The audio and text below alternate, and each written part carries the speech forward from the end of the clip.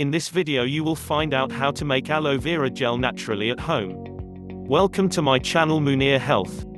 We provide daily videos on a wide range on health issues. Aloe vera gel is one of the great wound healing natural products. They can be used to treat sunburns, soften skin and soothe irritation. If you do it yourself, all you need is lush aloe vera.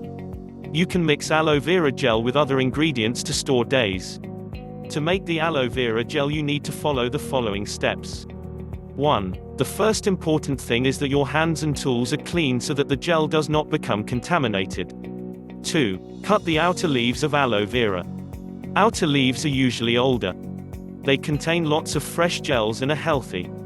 Look for leaves that grow outside of trees, stalks close to the ground. Use a sharp knife to cut the stem close. Aloe vera gel is very perishable, so it's best not to do it all at once unless you intend to give others a piece.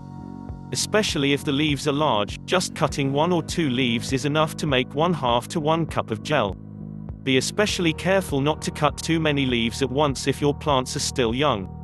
Cutting off all the outer leaves can cause the tree to die.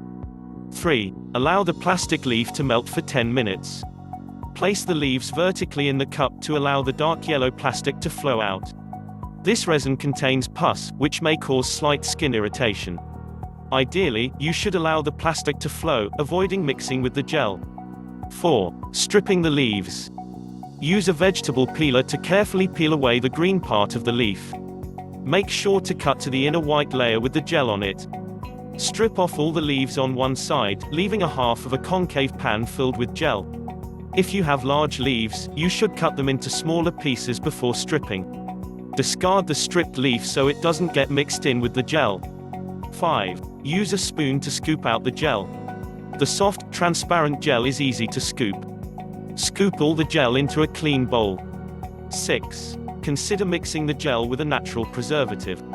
If you have lots of gels and want to store for a month or 2, mix about 1/4 cup of gel with 500 mg of powdered vitamin C or 400 U of vitamin E. Put ingredients in a blender and puree. The gel will look very fluffy at first. 7. Pour the gel into a clean, disinfected glass container. If you use preservatives, you can keep the gel in the refrigerator for a few months. Otherwise, the shelf life will be 1 or 2 weeks. 8. Apply the gel on sunburns or minor burns on the surface. Aloe can also be used as a skin lotion or as an ingredient in homemade body products. Never apply aloe vera gel to deep cuts or blistered skin. Only use on irritated skin surfaces as they can make deep cuts difficult to heal.